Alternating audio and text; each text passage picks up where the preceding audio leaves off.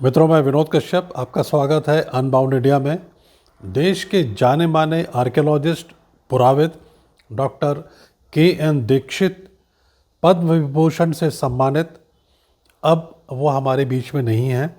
Unbound India उनको एक भावपूर्ण श्रद्धांजलि के रूप में, एक ट्रिब्यूट के रूप में उनको ये वीडियो जो है, ये जो स्टोरी है, वो उनको समर्पित करना चाहता है। कुछ समय पहले ये इंटरव्यू मैंने उनका किया था, उनके office Mehrauli Qutub institutional area जो है वहाँ पर जाके, और उनके साथ समय समय पर काफ़ी बातचीत होती रहती थी। अब वो आज हमारे बीच में नहीं हैं, तो मेरे लिए, अनबाउंड इंडिया के लिए, एक ट्रिब्यूट के रूप में, उनको एक श्रद्धांजलि के रूप में मैं ये वीडियो आप लोगों के सामने लेकर आया हूँ। भारत के इतिहास के बारे में, भारत की खोजों के बारे में उन्होंने जो कहा है वो आप यहाँ देखिए। सरनौली की जो सबसे बड़ी विशेषता है, जो कभी लोगों ने नहीं सोचा, क्योंकि कापरहोट का पाया जाना कोई नई बात नहीं है, वो हर जगह मिलता है और सरनौली में पहले कई बार है। वो एक सबसे बड़ी चीज़ है कि सरनौली में करीब 116 स्केलेटन्स मिले हैं, और उन 16 स्केलेटन में इतने बार, और हड़प्पन ज़्यादातर अपने जो वो बनाते थे बरियल्स, वो गांव से या शहर के बाहर होते थे, वो शहरों के अंदर नहीं होते थे उनके। तो इनके जो ये सब चीज़ें हैं, इससे विदित ये भी होता है कि कहीं ना कहीं शायद कोई सिटी टाउन है जो अभी तक पुरातत्ववेत्ता उसकी खोज से अनछूत रहे हैं, वो मिल नहीं पाई। ये एक हम लोग का दुर्भाग्य है। लेकिन इसकी जो एक नई डिस्कवरी है, जिसमें एक उसको एक रथ मिला है, रथ में जो चीज़ें मिली हैं और रथ में पहिए जो हैं वो हैं, तो ये एक विशेष चीज़ है, बिकॉज इस काल में उसका मिलना और जगहों पर पॉसिबल नहीं था। ऐसा नहीं है कि हड़प्पा काल में ये सब चीज़ें नहीं थी, व्हील वगैरह थी, लेकिन इस टाइप का एक जो है वो प्राप्त नहीं हुआ। इसलिए सरनौली की जो खुदाई हुई है, उनमें इन दोनों चीज़ों का पाया जाना एक मैं कहूँगा एक बहुत ही अद्भुत खोज है। और जो उसके उत्खननवेत्ता हैं, पुरातत्ववेत्ता मंजुल जी, वो बधाई के पात्र हैं कि उन्होंने खुदाई में कोई ऐसी गलती नहीं की जिससे कि कोई बहुत ही इम्पॉर्टेंट चीज़ जो हो वो मिस हो जाए या डैमेज हो जाए। क्योंकि आर्कियोलॉजी जो चीज़ है ना, जो मैं आज जानता हूँ वो कल क्या होगा, कल नई डिस्कवरी से कुछ है। क्योंकि जो हमको कापरहोट के जो वो मिलते हैं, वो सिर्फ हमारे गंगा घाटी में नहीं है, वो हमको राजस्थान में भी मिलते हैं, वो हमको पंजाब के भी कुछ स्थानों से प्राप्त हुए हैं, और तो और हमको गंगा वैली में ईस्टर्न इंडिया से मिले हैं, हमको हैदराबाद तक मिले हैं। क्योंकि जो कॉपर की जो एक्सेस हैं वो चालकोलिथिक पीरियड में खुलेआम इनका इस्तेमाल हुआ है, चाहे वो हाड़ कल्चर हो, चाहे वो नावलाकोडी कल्चर हो, चाहे कोई भी कल्चर हो। लेकिन जो इसकी एक स्पेशलिटी है, जिसमें कि हार्पून है, एंटीना सोर्ड है, ये हर जगह नहीं मिलते हैं।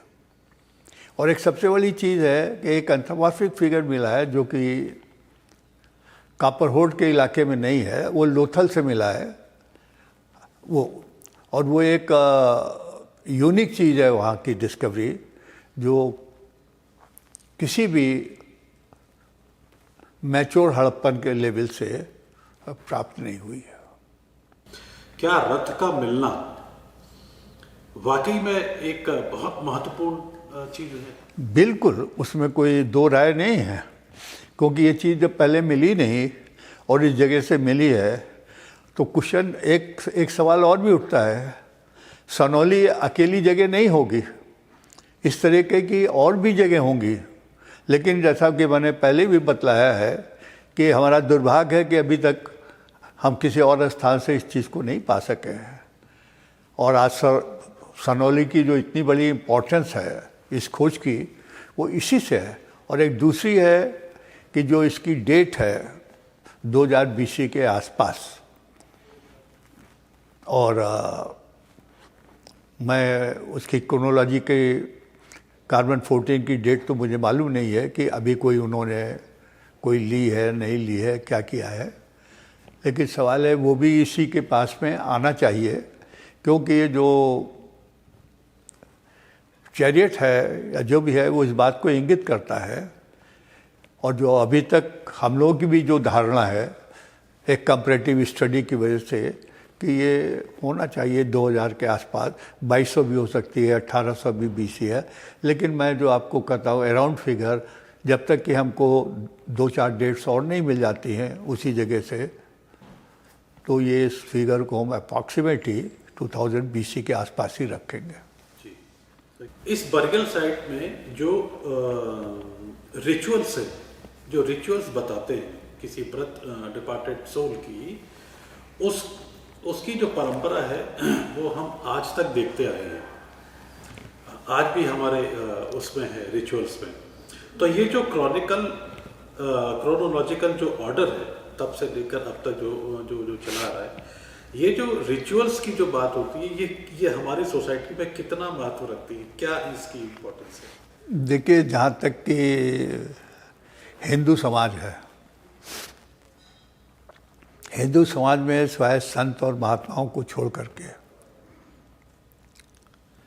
हम लोग कोई भी शव होता है उसको जलाते हैं शमशान घाट में ले जा करके, हम उसको गाड़ते नहीं हैं। और ये परंपरा जो है ये जब भी हम लोग जब आर्यकाल करते हैं वो तब से हमको दिखाई देती है। और ये परंपरा, सनातनी परंपरा जो है ये कब से आई, इसके पास में हमारा कोई बहुत ही वो नहीं है, लेकिन बाद के उसमें देखा गया है कि हमको इस तरीके के बरियल नहीं मिलते हैं। तो उससे हमको ये लगता है जैसे कि हमको पेंटेड ग्रेवर काल के या NBP काल के या उसके बाद के काल के हमको बरियल नहीं मिलते हैं, जब तक कि हमारे देश में मुस्लिम जो है वो बाहर से नहीं आए। ये इस प्रकार के बरियल को दफनाने का तरीका नहीं था, एक्सेप्ट महात्मा और सन्यासी इन लोगों के उसमें।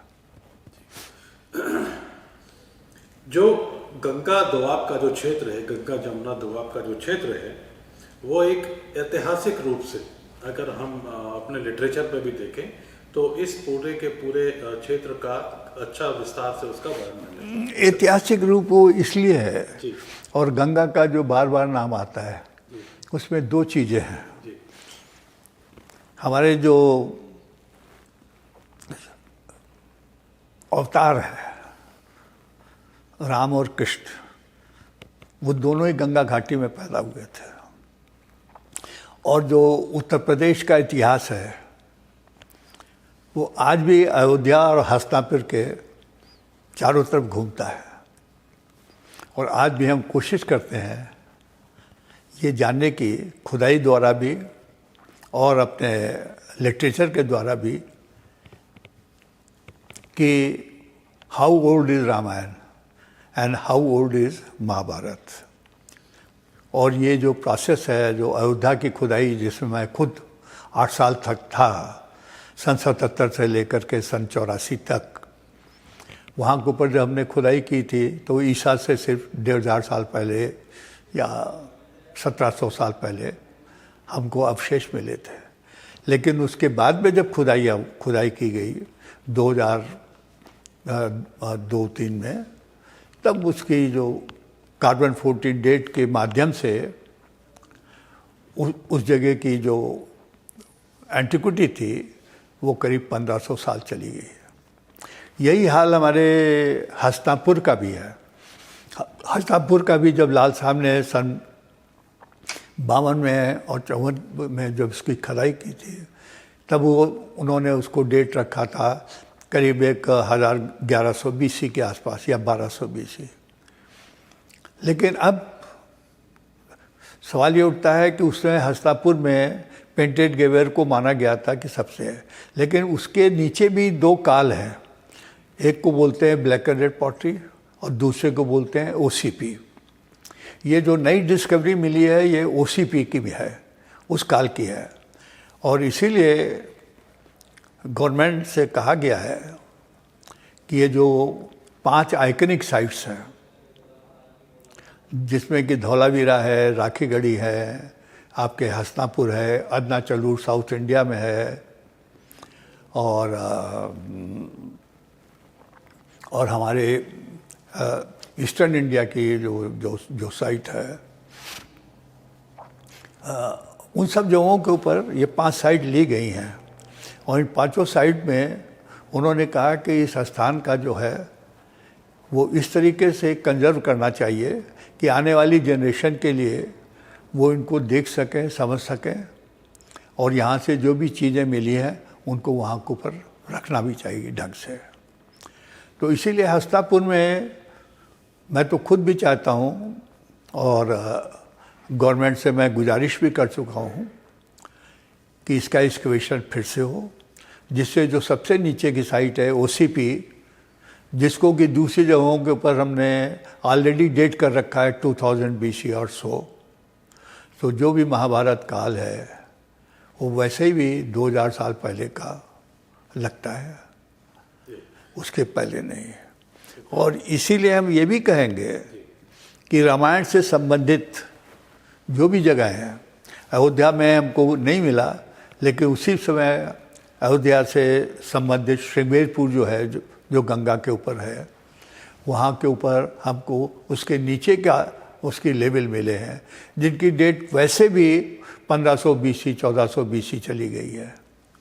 लेकिन अगर इसी प्रकार के कार्य और भी जगहों के ऊपर चलते रहें, जहाँ के ऊपर महाभारत या रामायण की जो किंवदंतियाँ हैं, फोकलोर्स हैं, ट्रेडिशंस हैं, जिनसे ये सब जुड़े हुए हैं, अगर उनको, क्योंकि उसी में हमने अकेले नहीं खोदा था, हमने चित्रकूट को भी खोदा था। चित्रकूट के खोदने में हमको वहाँ के ऊपर जो भी जगह मिली थी वो श्रृंगेरपुर तक तो हम नहीं ले जा पाए, लेकिन तभी वहाँ के ऊपर हमको ये सब चीज़ें मिलती थी। श्रृंगेरपुर है, परियर है, जहाँ के ऊपर सीता जी का त्याग हुआ था, ये सब जगहों पर खोदा गया है। और वो सब जगह जो हैं वो श्रृंगेरपुर और अयोध्या के साथ साथ चलती हैं। जैसा कि आपने बताया कि रथ का मिलना एक महत्वपूर्ण घटना है ना, लेकिन इसके साथ साथ इस बात की भी बात होती है कि ये रथ में जुतने वाला जो जानवर है वो कौन है, उसको लेकर, घोड़ों को लेकर थोड़ा सा संशय है। आपके हिसाब से उस रथ में कौन लगा होगा? देखिए, इसमें 2 मत है। शुरू में ये कहा जाता है कि जो घोड़ा है, बॉस्टन नेमेटिकस जो भी है वो घोड़ा है, वो कह रहे थे कि हड़प्पा काल में घोड़ा नहीं था, और जब आर्यन आए तो वो घोड़े पे चढ़ के आए, ऐसा कहते हैं। अब जब आर्यन बाहर से आए ही नहीं, तो उनका सवाल है वो घोड़े के ऊपर चढ़ के कहाँ आएंगे जब तक हिंदुस्तान में खुद नहीं घोड़ा होगा। एक तो ये चीज़ है, और दूसरा गुजरात में सूरकोटला में एक्सकेवेशन हुआ है, तो उसमें हॉर्स के रिमेन्स मिले थे, जिसको कि एक पोलिश स्कॉलर था, उसने आकर के आइडेंटिफाई किया था कि मतलब इसमें हॉर्स के रिमेन्स हैं। और एक A.K. शर्मा जी हैं, उन्होंने भी कालीबंगा के कुछ एनिमल बोन्स को आइडेंटिफाई किया था कि ये भी शायद हॉर्स है।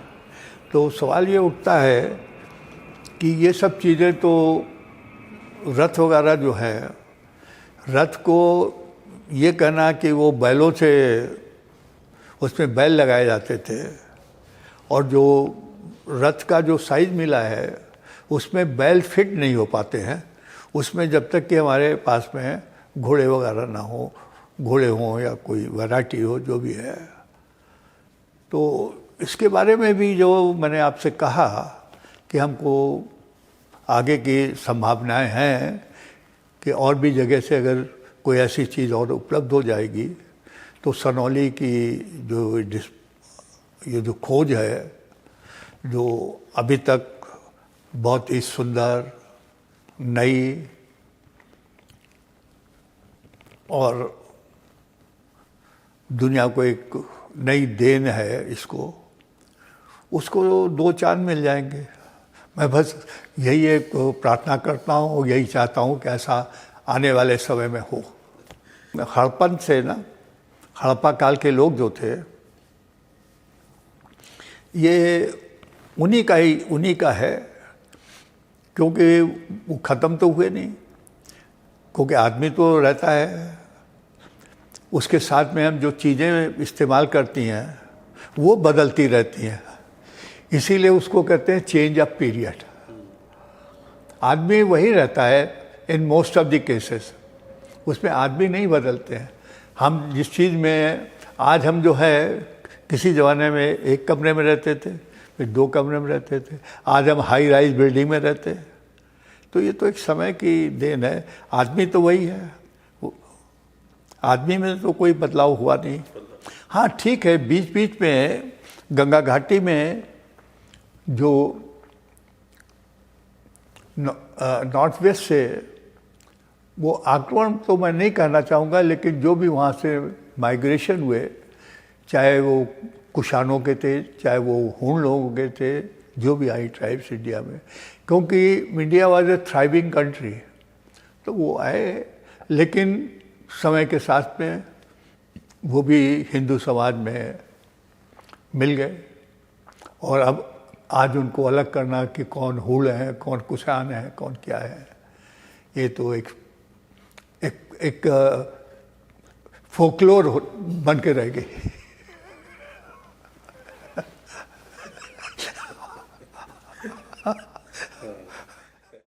उम्मीद है आपको ये वीडियो जो है पसंद आया होगा, और मैं आपसे ये उम्मीद करूँगा, ये आपसे रिक्वेस्ट करूँगा कि जो लोग डॉक्टर के.एन. दीक्षित के संपर्क में रहे हैं, जिन्होंने काम किया है उनके साथ, और जो उनको जानते हैं, वो कमेंट करके अपनी बात को ज़रूर कहें।